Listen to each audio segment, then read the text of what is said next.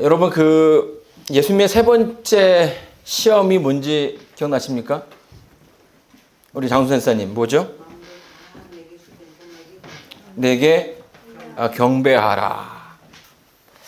자, 이것처럼 쉬운 게 없다고 생각합니다. 경배하면 절 한번 하면 다 주겠다라는 건데 예수님께서 그렇게 하시지 않으셨죠. 노 크로스 노 크라운이라는 말이 있습니다. 고통 없이는 얻는 게 없다라는 거고요. 십자가 없이는 하나님의 그 영광 또 그 면류관은 없다라는 것이죠. 근데 우리가 살고 있는 이 시대는요, 이 세상은 너희들이 원하는 것들을 다 가질 수 있다라고 이야기합니다. 그리고 노력만 하면 충분히 얻을 수 있다라고 이야기를 하죠. 여러분 사막에 가면 신기루가 있죠. 신기루가 뭡니까? 마치 그게 뭔가 내가 생각하는 것들, 특별히 그 물이 있는 것처럼 보이는 거예요. 사막이 물이 없는 곳 아니겠습니까? 근데 저 멀리서 이글이글하는 뭐 그런 어떤 그 모습이 보여서 저기에 가면 물이 있겠구나 해서 막 가요. 무리해서라도, 왜냐면 물을 먹으면 좀 갈증이 해소되니까 무리해서라도 간다라는 거예요. 근데 가는 동안에 보면 또 거기에 아무것도 없고요.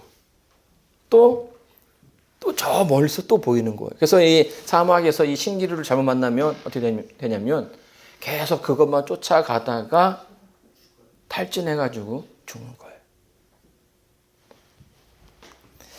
여러분 중독이 무서운 이유는요.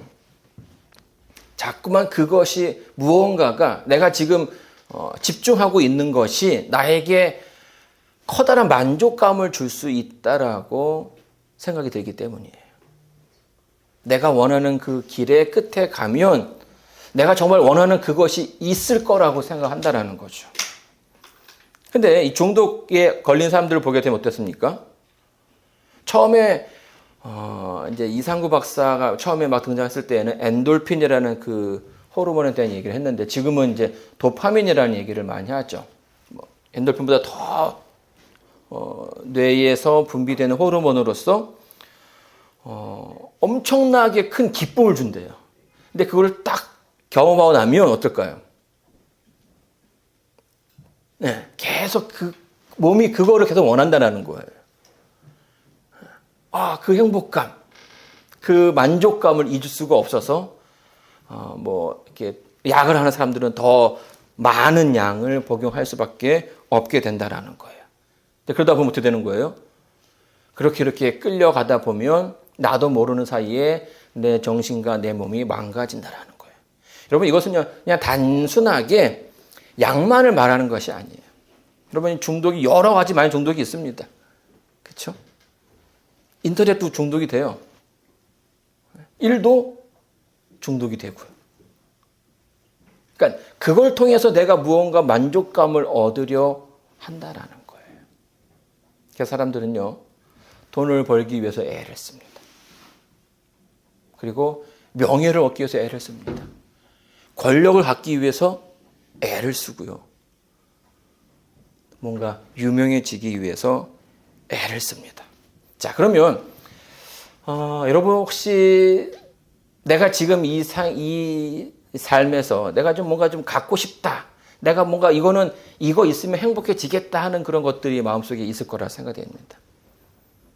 그럼 정말 그것을 가졌을 때 내가 행복해지는가? 라고 했을 때에 우리 한번 좀 고민해 볼 필요가 있다라는 거예요. 필리핀에 1965년부터 86년까지 한 대통령이 이제 장기 독재를 했습니다. 그 대통령의 이름은 페르난드 마르쿠스라는 대통령인데요. 이 대통령이 오랫동안 장기 집권을 해가지고 필리핀의 어떤 그 경제적인 부분에서 굉장히 많이 낙후가 된 그런 시기였습니다. 그 한국의 그 장충 체육관을 필리핀에서 지어졌다고 얘기하거든요. 우리가 어려운 시대에. 그러니까 그만큼 우리보다 훨씬 더 앞서갔던 나라인데 지금 우리가 그렇게 생각합니까? 그렇게 생각하지 않죠. 그러니까 우리보다 훨씬 더 앞서 갔던 나라인데 지도자의 어떤 그런 그 실수라고 해야 되나요? 잘못으로 인해서 나라의 어떤 그 위상도 떨어지고 또 어떤 그 경제적인 부분에서도 많이 힘들어진 그런 케이스입니다. 근데 이 정치인의 이 대통령의 와이프가 누구냐면 아주 유명한 이멜다 마르코스라는 여사였어요. 여사라고 얘기해야 되나요? 여인이었는데요. 마지막 이제 그 집을 쫓겨날 때 그 집에 있던 신발의 개수가 몇 개였을까요? 3,000개가 넘었다고 얘기합니다. 3,000개가 넘었어요. 그러면 3,000개가 넘었다라는 거는 일주일에 하나씩 신어도 자기가 그 남편이 집권했던 동안에 다 못 신는 신발이라는 거예요. 어떤 마음으로 신발을 사들였을까요? 네. 저거를 살면 정말 행복해질 거라고 생각하는데 그 마음이 점점 채워지지 않는다라는 거예요. 어떤 그 나라의 어떤 그 정점에 있는 부류에 있는 사람이었는데도 불구하고 그의 그 어떤 부족한 마음을 채우기에는 여전히 부족했다라는 거예요. 신발이 3,000켤레나 있음에도 불구하고 그것이 채워지지 않았다라는 거예요. 여러분, 인간의 욕심이 채워질 수 있을까요? 뭔가 하나가 생기면 또 다른 무언가 우리들의 그 시선에 들어옵니다. 그리고 저것만 있으면 행복해질 것 같다라고 얘기하면서 또 그게 물론 행복해지죠. 만족감이 있어요. 그렇죠? 근데 그 만족감이 오래 못 간다라는 데 문제가 있는 겁니다. 그러니까 뭐 하는 거예요? 계속 사들이는 거죠. 또 계속 가지려고 하는 거고 더 많이 가지려고 하는 거고 더 많이 얻으려고 한다는 거예요. 자, 그러면 그렇게 행복을 줄 수 있을 것 같다라는 것들, 그 것들의 그 끝에 진정 행복이 있느냐라고 했을 때 여러분 어떠십니까? 그 끝에 가본 적 있으세요? 내가 돈 원 없이 벌어봤다. 내가 공부를 원 없이 해봤다. 내가 어떤 그 권력의 정점에 서봤다. 여러분 계십니까? 네. 사실 뭐 우리 평범한 우리들은 사실 그 끝에 가기가 쉽지 않거든요. 근데 이제 굳이 다 가볼 필요는 없다라는 거예요. 왜? 이미 성경에 보게 되면 그 끝에 가본 사람들의 이야기가 나와요. 그리고 그 끝에 무엇이 있는지를 이야기해 줍니다. 여러분, 솔로몬이 전도서를 쓰면서 뭐라고 이야기합니까? 네. 헛되며 헛되고 헛되니 모든 것이 헛되도다. 얼마나 헛됐으면 그 짧은 그 한 문장 가운데 헛되다라는 말이 몇 번이 들어가는 거예요? 5번이 들어간다는 5번. 여러분, 솔로몬처럼 부자가 없어요. 그죠? 뭐 이번에 그 사우디인가요? 사우디에서 이제 한국으로 왕세자가 왔는데 그 개인의 재산이 얼마라고요? 뭐 엄청난 부자예요. 그죠? 그래가지고 막 한국에 내놓으라는 그 기업 총수들이 다 쪼르르르 앉아가지고 있는 모습을 보니까 야, 정말 부자긴 부자인가 보다라는 생각이 들 정도라는 거예요. 근데 뭐 이제 그 보물을 이렇게 찾는 사람들은 솔로몬의 보물이 어딘가에 묻혀 있을 거라는 생각들을 많이 해요. 왜냐하면 그 솔로몬 시대는요, 이스라엘의 그 역사 가운데서 가장 왕성했던 황금기였습니다. 황금기. 막 가만히 있어도 막 이 나라 저 나라에서 다 뭐 하는 거예요? 얼굴 한번 만나보고 이야기 한번 해보려고 막 그냥 이렇게 재물을 갖다 이렇게 주는 그런 실정이었다라는 거죠. 부인도 많았어요, 그죠? 네. 많았습니다, 정말. 얼굴에는 다 기억할 수 있을까 싶을 정도로 많은 부인들이 있었고요. 또 권력도 대단했죠. 말 한마디에 움직일 수 있으니까. 또 솔로몬의 어떤 의지에 따라서 주변국의 정세도 바뀔 수 있는 그런 권력을 가진 사람이었다라는 거예요. 자, 근데 그 솔로몬이 젊었을 때에 그 끝에 가서 확인해 봤는데 자기가 원하던 그 행복이라는 것이 그 끝에 있지 않더라는 거예요. 그래서 자기의 그 인생을 써 내려가면서 뭐라고 얘기하는 거예요? 헛되다라고 얘기하는 거예요. 여러분, 이것은 솔로몬만 경험하는 게 아니에요. 누구나 어떤 그 것들을 얻은 다음에, 가진 다음에 느끼는 그 허무함이 우리의 그 삶 가운데 늘 존재한다라는 것입니다. 여러분, 창세기 2장에 보게 되면 하나님께서 선악과를 먹으면 죽을 거라고 얘기했어요. 3장에서 사단은 뭐라고 얘기합니까? 먹어도 죽지 않을 거다. 하나님이 너에게 이것을 먹지 말라고 하는 이유는 뭐예요? 너희가 하나님처럼 될까 봐 그걸 먹지 말라고 했다라는 거예요. 그래서 하와가 고민을 하다가 뭐 합니까? 하나님의 말이 맞는가? 사단의 말이 맞는가? 하다가 그래. 그러면 내가 하나님처럼 될 수 있겠구나라는 어떤 그 생각을 가지고 선악과를 먹었다라는 거예요. 정말. 근데 그것을 먹었을 때 그 가운데 커다란 만족감이 있었을까요? 그럼 연애 예시를 보게 되면 그 순간 눈이 밝아졌다라는 그런 표현이 있지만 시간이 좀 더 흐르고 난 다음에 뭘 발견하게 됩니까? 자기 자신이 벌거벗었다라는 사실을 깨닫게 됩니다. 인생의 그 허무함을 느끼게 되었다라는 거예요. 예전에는 하나님의 어떤 그 보호 아래, 사랑 아래 그 따뜻한 그런 삶을 살았는데 이제는 그 모든 것들이 사라져 버렸기에 쓸쓸하고 추운 그런 모습을 느끼게 된 거죠. 자, 근데요, 여러분, 이 가운데서 사단은 무엇을 했느냐 하는 거죠. 적어도 지금 아담과 하와가 그 사단의 그 속임수에 걸려서 자신들의 어떤 모든 것을 다 걸었는데 사단이 정말 책임을 집니까? 네, 책임을 지지 않았다라는 거예요. 그리고 그 뒤에는 나오지도 않아요. 그렇죠? 여러분, 늘 그렇지만요, 사단이 그리고 세상이 우리에게 주고자 하는 것들, 이것을 얻을 거라고 이야기하지만 사단은 그것에 대해서 책임을 지지 않는다라는 거예요. 그리고 그것이 있지도 않다라는 거예요. 그리고 그것을 줄 수도 없다라는 거예요. 여러분, 예수님께서 정말 사단에게 경배하고선 절을 했다면 사단이 세상을 줄 수 있을까요? 여러분, 사단은 세상의 주인이 아니에요.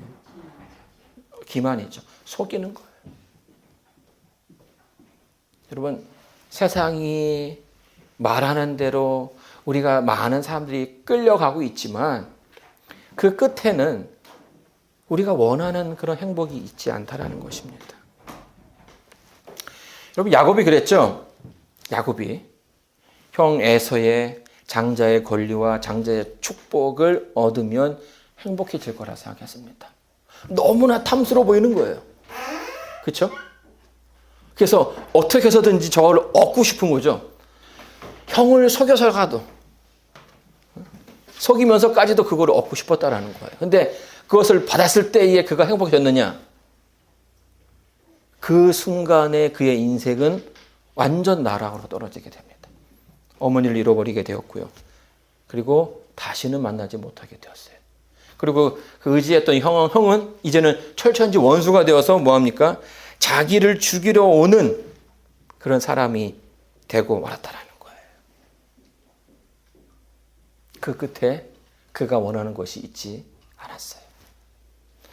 여러분, 가끔씩 여기 샘플 안에 이제 안개도 끼고 하다 보면 무지개가 이렇게 뜨는 것을 보게 됩니다. 근데 이제 서양 이야기에 보게 되면 이 무지개 끝에 뭐가 있다고 얘기합니까? 보물이 있다라고 얘기해요. 그래서 사람들이 무지개가 뜨면 지금은 그렇지 않겠지만 예전에는 이렇게 무지개를 찾아서 저 끝에 가야 된다라는 얘기들도 많이 했다라는 거예요. 정말 가만히 있느냐? 네. 여전히 거기에는 아무것도 있지 않다라는 거예요. 우리 역시 마찬가지라는 거죠. 내가 원하는 것의 그 끝에 나에게 거대한 만족감을 주는 것이 있을 거고 커다란 행복감을 주는 것이 있을 거라고 생각하고서 쫓아가지만 그 끝에 가면 늘 그것은 사라져 버리고 우리를 속이는 그런 모습들이 많이 있다는 거예요. 그리고 그 가운데 뭐 합니까? 실망하고 낭망하는 경우들이 많다라는 거죠. 그렇게 자신들의 인생을 허비해 간다라는 거예요. 자, 여러분 전도서 12장의 결론을 보게 되면 그렇게 자신의 인생을 허비해 온다라는 겁니다. 우리 한번 보도록 할게요. 다 같이 읽겠습니다. 시작. 너는 청년의 때 곧 곤고한 날이 이르기 전에 나는 아무 낙이 없다고 할 해가 가깝기 전에 너의 창조자를 기억하라. 많은 분들이 이제 이 구절을 많이 압니다. 누구를 기억하라는 겁니까? 창조주 하나님을 기억하라는 거예요. 근데 이제 그 뒤에 있는 말들을 좀 보게 되면 뭐라고 얘기하냐면 해와 빛과 달과 별들이 어둡기 전에 비 뒤에 구름이 다시 일어나기 전에 그리하라.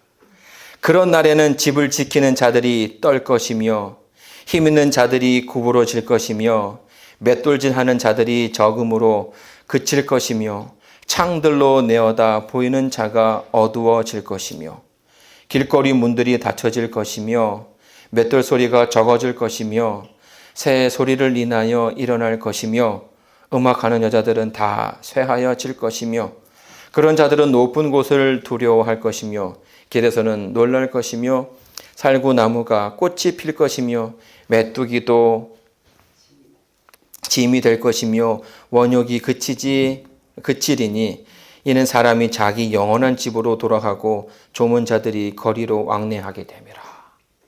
여러분 이 표현이 뭘 말하는 걸까요? 이렇게 사람들이 그렇게 자기가 뭔가를 얻기 위해서 인생을 허비하다 보면 나도 모르는 사이에 나이가 든다라는 거예요.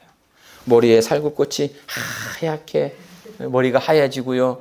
또 이렇게 옛날에는 정말 왕성하게 씹었던 것들이 이제 잘 되지 않는다라는 거죠. 부드러운 음식만 먹어야 되고 또 눈도 이제 그렇게 밝게 잘 보였던 것들이 이제 침침해서 잘 보이지 않는다라는 것입니다. 그렇게 인생이 흘러간다라는 거예요. 그런 가운데 솔로몬은 인간의 삶이 얼마나 허무한지에 대해서 이야기해 주고 있죠. 여러분 실로암 연못이 있죠. 실로암 연못은 이스라엘 예루살렘에 있는 연못인데요. 거기에 38년 된 중풍병자가 있었습니다. 여러분 이 장면은 인간의 초라한 인생을 여실하게 보여주고 있는 것입니다. 여러분 실로암 연못은 어떤 곳입니까? 어떠한 병에 걸려도 다 치료가 될 수 있다라는 연못이에요. 근데 거기에 누가 있었냐면 38년 된 중풍병자가 있었다라는 겁니다. 그 말은 뭐예요? 38년 동안 그는 치료받지 못했다라는 거예요.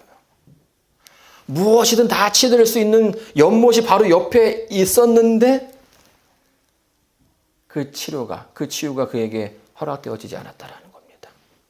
마치 우리가 무언가를 얻기 위해서 나아가지만 그것을 얻지 못한 채 인생이 허비되는 것처럼 똑같은 모습을 보여주고 있다는 거예요.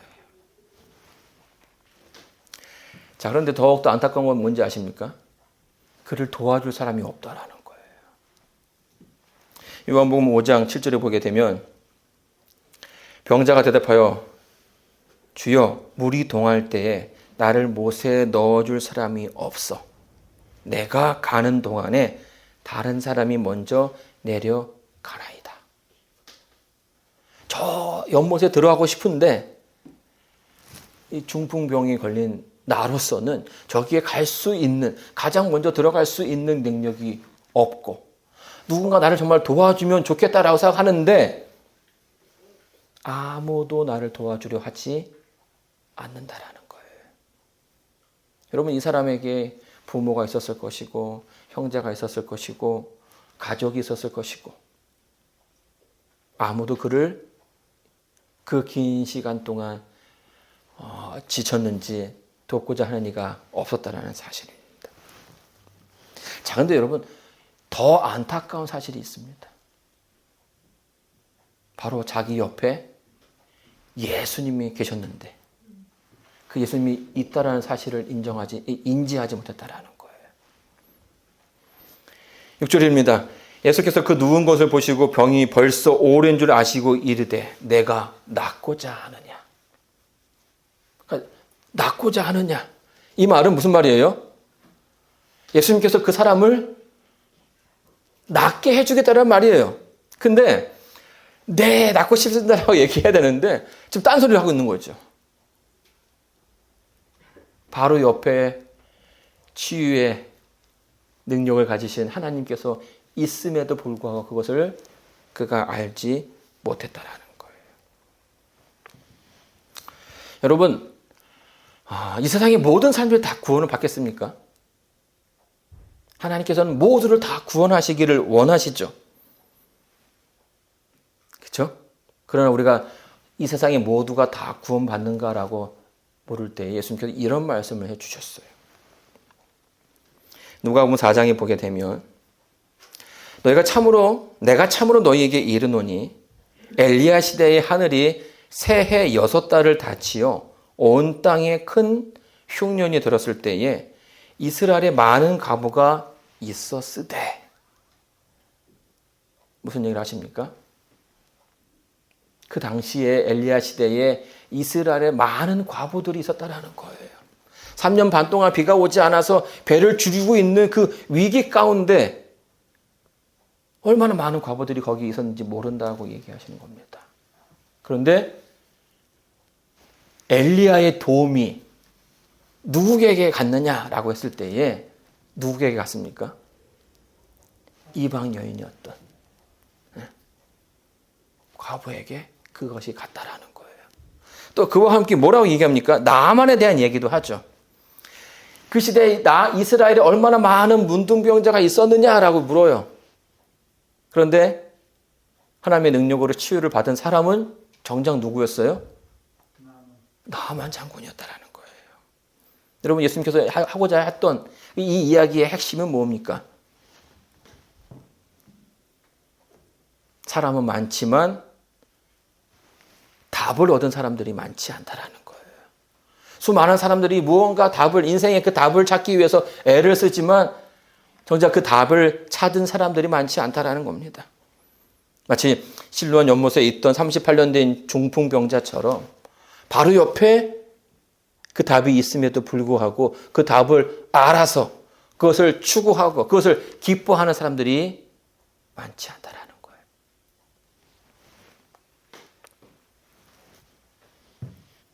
여러분, 예수님이 우리들의 인생의 답이 될 수 있을까요? 예수님이 여러분의 인생의 답이 되십니까? 여러분, 성경에서 참 많은 부분에서 그 답을 제시해 주고 있어요.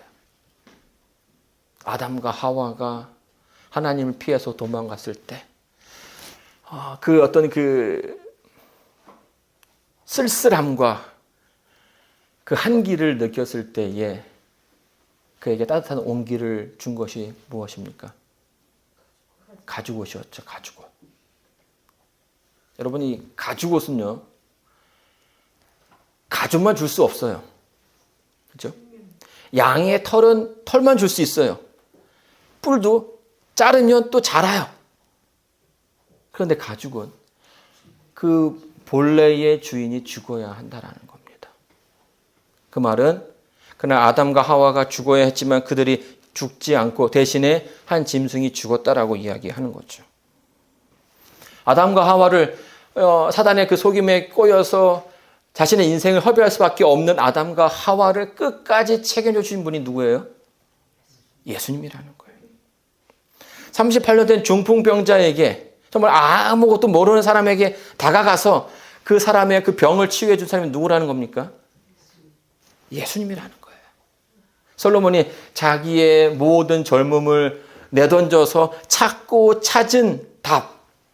그러나 나이가 들어서도 얻지 못했던 그 문제의 질문의 답을 어디서 찾습니까? 하나님께로부터 찾더라는 거예요. 그래서 뭐 하는 거예요? 내가 다 해봤으니까 그렇게 굳이 고생하지 말라라는 거죠. 그러니 너희들은 인생을 허비하지 말고 젊었을 때에 뭐 하라는 거예요? 창조주 하나님을 기억하라는 거예요. 여러분, 예수님이 성경을 믿는 수많은 사람들의 답이 되고 있습니다. 근데 예수님의 그 말씀은 세상과 분명 달라요. 세상에서 빈털터리가 되어버린 우리의 인생을 또 아무도 관심을 가져주지 않고 신경 써주지 않는 우리에게 다가오셨고 우리에게 그분을 알게 해 주셨다라는 거예요. 참 감사한 것은요. 세상에서 얻는 것들은 늘 능력이 있는 사람들을 위한 그런 세상이에요. 돈이 있어야 되고요. 권력이 있어야 되고요. 능력이 있어야 됩니다. 그래서 돈이 없고 이렇게 가진 거 없는 사람들은 이 세상에서 정말 이렇게 쉽게 대우받고 쉽게 이렇게 처리된다라는 것이죠. 그런데 하나님께서 말씀하시고자 하는 하나님께서 소개하는 그 세상은 그런 세상과 다르다라는 겁니다. 그래서 뭐 금수저니 흑수저니 그런 얘기를 많이 하죠. 이제는 그게 점점점 더 힘들어진다라는 거예요. 이미 그 어떤 혁명을 통해서 혁명이 말이 좀 거친가요? 시대가 많이 바뀌면서 이제 노예제도가 사라졌고요. 계급제도가 사라졌음에도 불구하고 우리가 살고 있는 이 시대는 여전히 뭔가 보이지 않는 그런 벽들이 많이 생겼다라는 거죠. 자, 그런데 참 감사하게도 하나님께서 주시고자 하는 그 생명의 그 길을 그런 세상의 가치 가운데 두지 않으셨다라는 거예요. 뭐 할 수 있게끔 해주셨습니까? 선택할 수 있게끔. 그러한 세상이 마음에 들지 않는다면 또 그런 세상 가운데서 그렇게 살고 싶지 않다면 돌이켜서 나에게 오라는 거예요. 오늘 우리 김경호 선생님께서 이제 침례를 받으셨어요. 사실은 이게 침례를 결심한다라는 것이 쉬운 것 같지만 이게 쉽지 않은 일이에요. 분명히. 왜냐하면 성경 공부를 여러 번 가르쳐 이렇게 보면서 될 것 같다라고 생각하는 사람들이 못하겠다 하는 사람들이요 허다했거든요. 그 마음 가운데 분명한 확신이 있어야 된다는 거예요. 세상의 방법이 아니라 하나님의 방법을 통해서 살아가겠다. 그 가운데 하나님께서 역사하신다는 거예요. 여러분, 이 침례는요 내가 죽는다는 것을 의미합니다. 그리고 내가 죽고 내 안에 하나님께서 주인이 되신다는 거예요. 이미 우리는 세상의 방법들이 얼마나 의미 없는지에 대해서 성경에 통해서 배워왔고 또 개인적으로 경험해 왔습니다. 그것이 맞지 않다는 것을 안다면 우리는 뭐 해야 된다는 것입니까? 하나님의 방법대로 살아가야 한다는 거예요. 하나님의 그 뜻대로 뭐합니까? 그 뜻대로 움직여야 된다는 거죠. 그 가운데 행복이 있고 그 가운데 기쁨이 있는 것입니다. 여러분, 그래서 세상 사람들이 우리를 뭐라고 부르는 겁니까? 그리스도인이라고 부르는 거예요. 그리스도인. 그 뜻이 뭐예요? 그 말이 왜 생겼습니까? 저 사람들은 보니까 세상과 다르게 그 세상 가운데서 세상의 법칙과 다르게 그리스도를 따라가는 그런 모습들이 보인다라는 거죠. 성경의 가르침에 더 가치를 두고 성경의 가르침에 더 뜻을 둬서 세상의 방법이 아니라 하나님의 방법으로 이 세상을 살아가는 사람들이라는 뜻을 가지고 있는 거예요. 하나님께서 오늘 여러분을 그리스도인으로서 이 자리에 불러주셨습니다. 여러분의 그 발걸음이 더 가벼워지고 또 여러분의 그 모습을 통해서 더 많은 사람들이 하나님을 만나게 되기를 간절히 바랍니다. 그리스도를 따라가는 사람들, 그리스도의 그 가르침대로 살아가는 사람들, 그 모습 가운데 행복이 있을 것이고요. 그 모습이 또 다른 누군가에게 길을, 빛을 제시해 줄 것입니다.